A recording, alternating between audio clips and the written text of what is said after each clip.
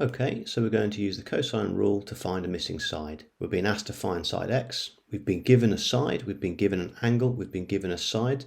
So remember that was the side, angle, side situation. The other situation we might have is a side, side, side, and we use that to find an angle. When you tackle these questions, the very first thing you want to do is label the diagrams. So what I would say here is because our formula starts with the a squared and we're looking for a, I would label the unknown side a. And then I would label its opposite angle A, and the other two, they really don't matter.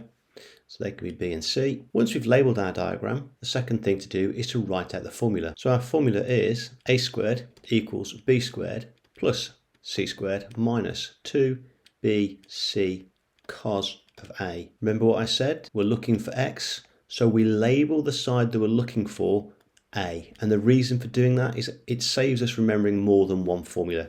We are always looking for A, and therefore we always use this formula. Step 3 is to substitute in the values. So here we go. Value of A is x, so we have x squared is equal to value of B is 15, so that's 15 squared.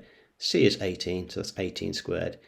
Minus 2 times B times C, which is 18, multiplied by the cosine of A, and A is 31 degrees. So now we've substituted, we solve this. But before we solve, what you need to recognise is that is x squared. We're not looking for x squared, we're looking for x, so we have to square root this side. So what we're going to do is we're going to square root both this side and this side. If we square root x squared, we get x. And now all I do is take that information and place it under the square root. Now place that in your calculator to get the answer. I get 9.3 centimetres to 1 decimal place. Okay, if you can do that, watch the next video on finding a missing angle using the cosine rule.